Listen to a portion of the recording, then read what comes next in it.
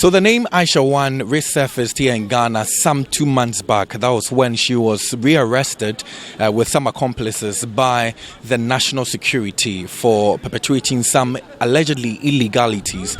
Well, fast forward, she was arraigned at an Accra Circuit Court where she was charged with some charges of engaging in mining operations illegally or without license, also facilitating the participation of some foreign nationals in the operation of mining here in Ghana illegally or without license. And lastly, her wrongful return into Ghana, especially as she had been deported in 2018 by the government of Ghana for related or similar offences. Well, fast forward, she was rearraigned again in court today. That is on the 8th of November 2022. And today, as I speak to you, the state has already indicated that it has some 11 witnesses that they would want them to testify in this particular case. So we'll be bringing you up to speed what will transpire in court today.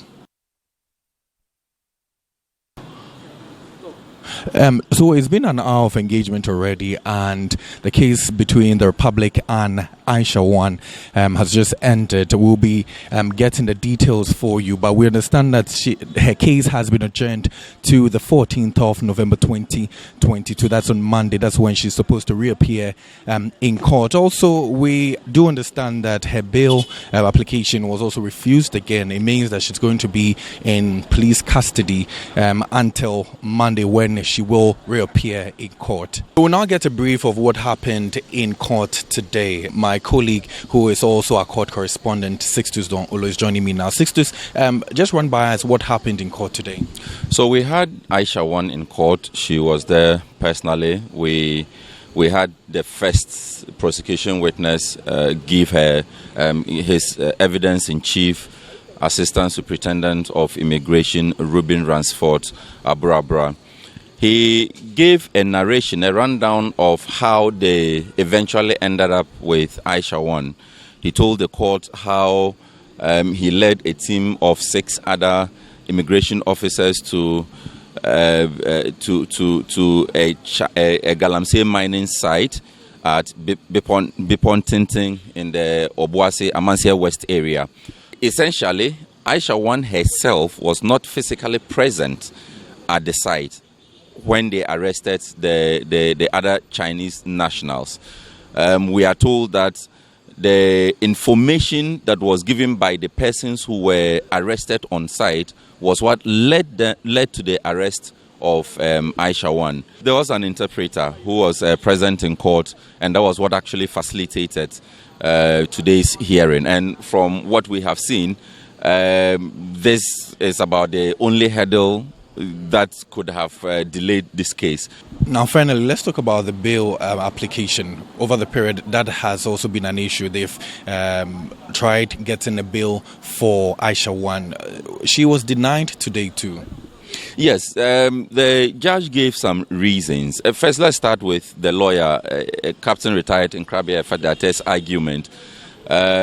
He, in trying to convince the court, said that this same person had been before this same court in 2017.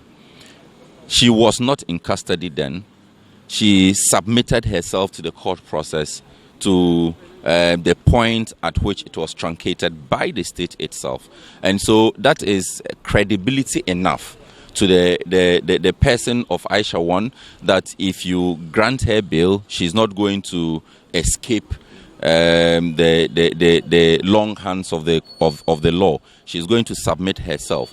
But the court saw different reason in this, that Aisha Huang is a foreigner, number one. She has no links within the jurisdiction, whether social connection, whether any other connection that you may think about, she doesn't have within the jurisdiction. And so it is difficult to tell whether or not she would escape, she would submit herself to the prosecution once she's given or granted the bail. So based on that reason, again, the bail was denied. And we heard the lawyer say that, well, he was embarrassed by that. He really was hopeful, but the court thinks otherwise, and so he obliges.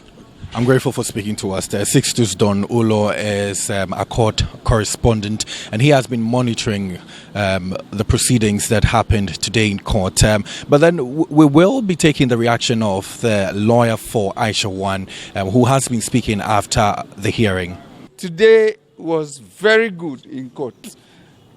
The Attorney General brought a witness, an immigration officer, who came to say that he has no personal independent information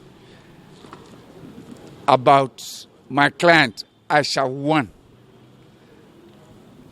being connected with illegal mining. So I liked it, so I'm okay.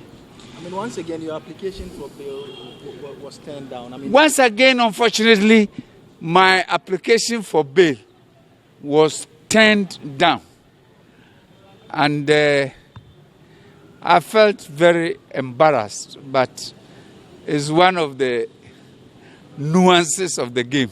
The law gives us the opportunity to repeat application for bail as often as possible, except that looking at the demeanor of the judge, it might not be a useful exercise.